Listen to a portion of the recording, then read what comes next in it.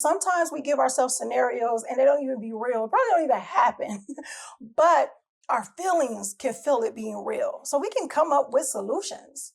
We want to be solution oriented, you know? When you're emotionally intelligent, you're solution oriented. You're not dwelling on the problem.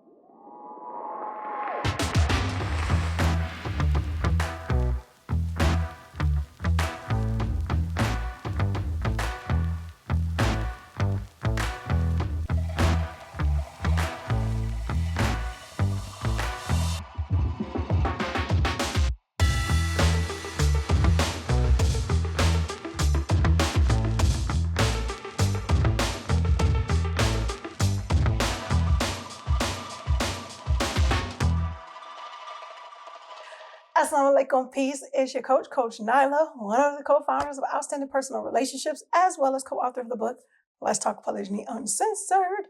So in this video, I'm going to talk about five ways or 5 questions that emotionally intelligent wives ask themselves and how they're successful because they ask themselves these 5 questions. Now, don't get me wrong. There may be other questions, and I want you guys to put in the comments below. Successful wives, what questions you ask yourself daily? Because when we ask ourselves the right questions, we are going to get the results that we want in life, okay? Even in our relationships. So I got my trusty whiteboard today because it helps me stay on track and it's like a good visual, right? Okay, so here we go. Number 1, how would I connect with my best self? That's one of the questions that successful, emotionally intelligent wives ask themselves. And I'm talking about wives, not just women, but successfully intelligent and not just successful. I keep saying successful because when you're emotionally intelligent, you are successful. You are successful because you just think on a better level and you commit to things on a higher level. So, anywho, I digress. First question, how will I connect with my best self? What does that mean? How would I connect with my best self? How would I spiritually connect with my best self? How would I create the best day I can possibly have today? How would I look at things in a better way? How can I be open-minded? All those different things. I know there's like all types of questions in one, but when you ask yourself the right questions, all the other good questions are going to follow.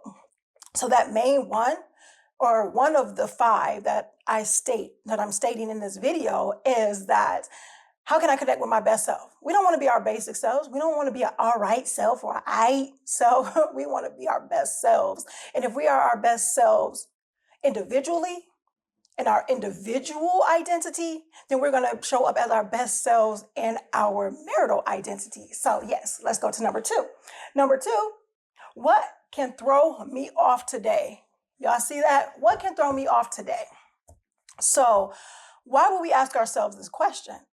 Because we need to know that when it comes down to things that will spontaneously come up that may cause some triggers, that may be something that can cause you to fall off your square, something that may upset you or anything like that, it can cause you not to be operating at your best self sometimes. But if we kind of prepare ourselves, and we're not going to be able to prepare ourselves for everything. We're not going to be able to prepare ourselves for every negative thing or every challenge that may come our way. But saying what would be the main thing or what would be a big thing, almost like worst case scenario type stuff. What would be the main thing or what would be a big thing that would throw me off my square today? Here's the thing. When you think about it, if something very little throws you off, then that will let you know about where your emotional intelligence lies. If it's something that's kind of big, that's going to take you off your square, it's showing how much growth you have. So if you're sitting there and saying, okay, what would be the big thing or what would be the thing that throw me off today? I know that I want to have this. I know I want to show up this way. I want to show up this way for my husband. I want to show up this way for myself. I want to show up this way for my life. My relationship, all that other stuff. What can throw me off of that? What can knock me off my square? And then Figure it out, find it, write it down. When you write these things down, and I would suggest writing these questions down and writing the answers to them, because when you see them, they're in front of you, or even with the mental connection, with the mental physical connection that you will get from that, it'll help you throughout your day, and it'll help you remember that, because you're like, oh my gosh, I remember asking myself that, or I remember seeing it, because you wrote it, you saw it, and you thought about it as well. So when you sit there and ask yourself, what can throw me off my square today? And you say, well, it would be this. And then you ask the next question. I think you guys see it. And of course, if you didn't, it will be put on the screen. And the next question is, how will I handle that? How would I handle the challenge? How would I handle the situation? Or whatever the case may be, because you gave yourself a scenario. And sometimes we give ourselves scenarios and they don't even be real, probably don't even happen, but our feelings can feel it being real. So we can come up with solutions. We want to be solution oriented, you know? When you're emotionally intelligent, you're solution oriented. You're not dwelling on the problem.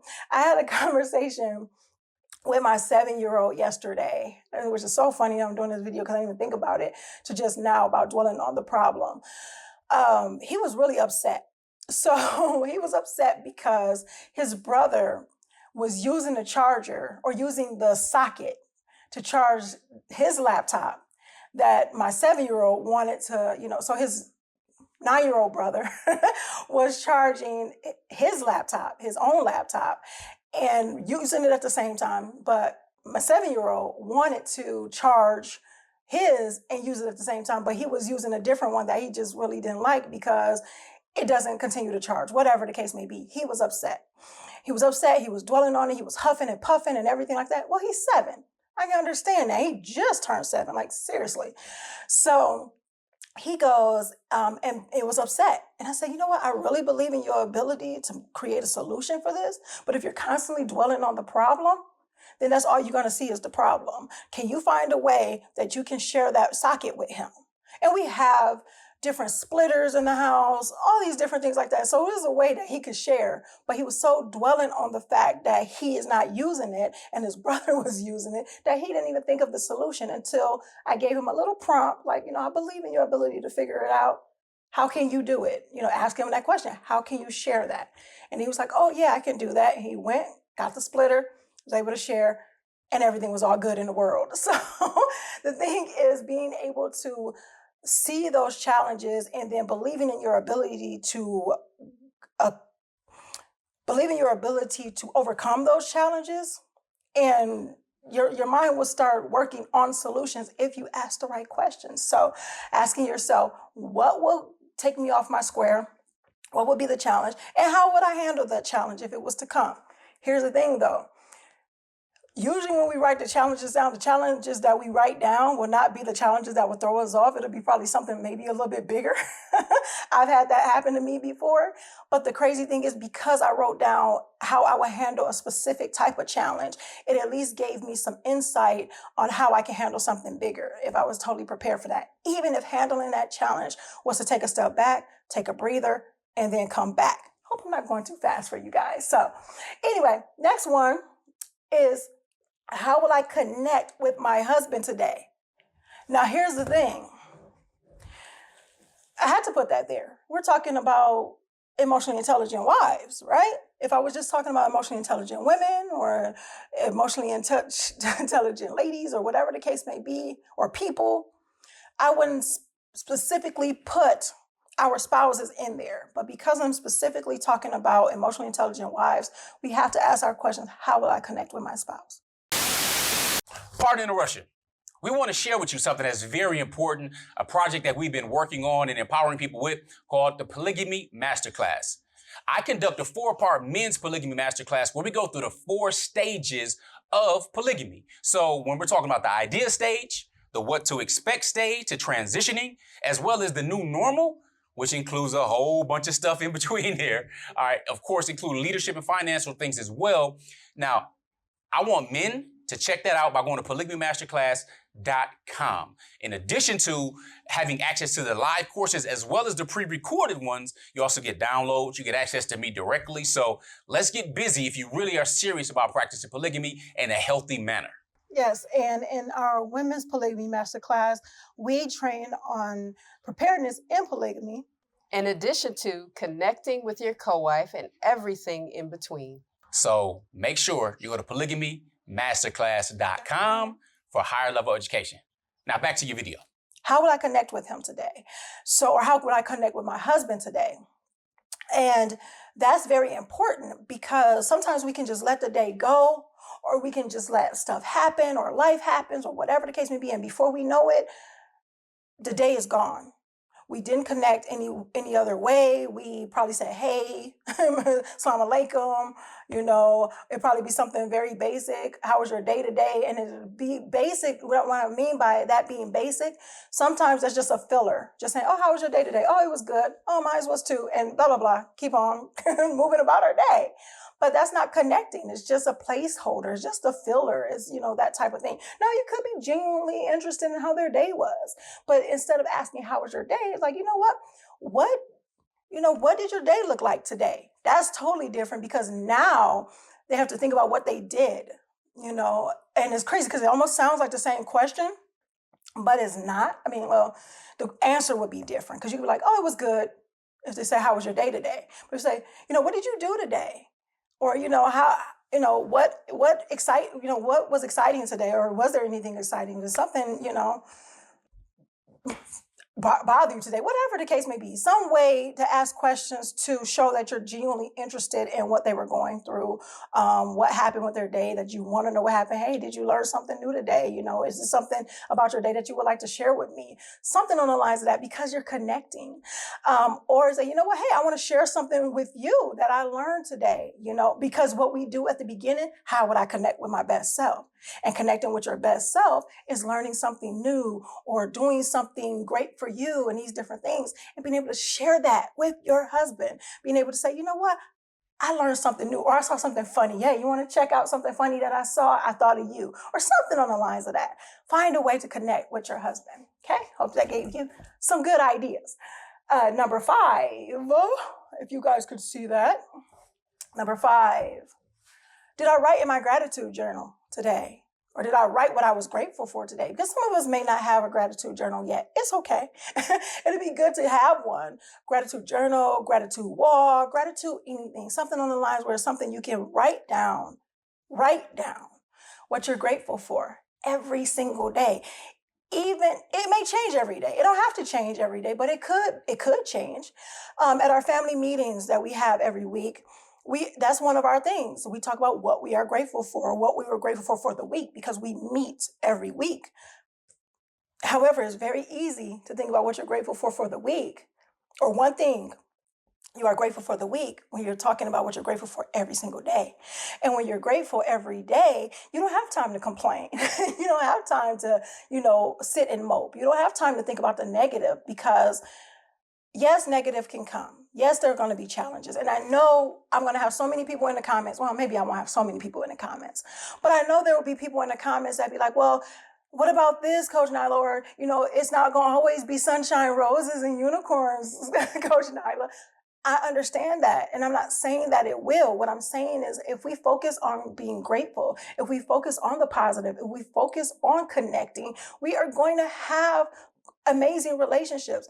Is it going to be always hunky-dory every day? No. Who even want to watch a movie that's always happy all through the whole movie? You're going to have the ups and downs, ebbs and flows, and everything like that.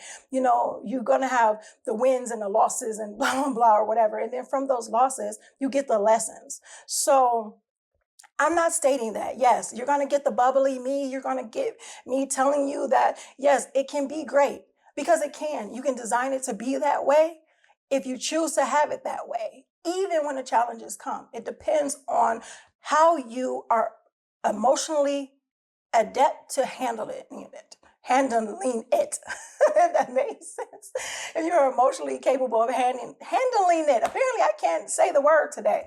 So anyway, Make sure you do those 5 things. I promise you, if you're doing those 5 things every single day, and you may skip some days, you may miss some days, that's fine. That's okay. Don't hold yourself, so rigid to the thing. But if you're doing it consistently, it will become a habit. So you wouldn't even have to think twice about it. But do it. I'm going to give you the challenge of doing this for a week. We'll say a week, 5 to 7 days. Do this for a week and see how much connection you will build with your spouse. See how much gratitude you will build for your life. See how much emotional intelligence you will gain and how great you will feel at the end of the week. Let me know. Definitely let us know in the comments. I think it's a great exercise. I like it. It has helped me a lot, even when it comes to, being anxious about certain things and not wanting to do things wrong or messing up or whatever, stuff like that. Just these 5 little things has helped me become a better person, has helped me become a better wife. And I really appreciate having this. So I hope you guys do too. So in the comments below, if you made it this far, congratulations. Thank you so much for sticking with me. And below in the comments, put emotionally intelligent. And I know it's kind of long because sometimes I tend to just want to say the long words to put up in there, but we can say whole sentences if we wanted to. But yeah, put emotionally intelligent in the comments if you made it this far. And make sure you like, comment, subscribe. If you found this video helpful, please share because sharing is caring. And make sure you follow us on our social media channels because you will get a lot of great information, not just from our YouTube channel, but from all of our social media channels. And until next time, make sure you are growing intentionally, loving fearlessly, and connecting on a higher level every single day. It's Coach Nyla, and I will see you in the next video, inshallah, God willing. Assalamu alaikum. Peace. Here are 3 ways outstanding personal relationships can help you. Make sure you guys are following us on our social medias at Outstanding Personal Relationships on YouTube and Facebook, and on IG at Outstanding Relationships. And make sure you sign up for our email list. And you can actually email us at support@Outstanding Personal Relationships, where you will get updates on our new book, Let's Talk Polygyny Uncensored, as well as exclusive access to our lives and bonuses. Absolutely. If you're looking for more polygyny education, make sure you visit POLYGAMYmasterclass.com. Now, if you're looking for coaching or counseling with either Coach Fatima or Coach Nyla, you can find them at. Make sure you visit me at CoachFatima.com. And myself at CoachNyla.com. That's how we can help you. Assalamu alaikum. Peace.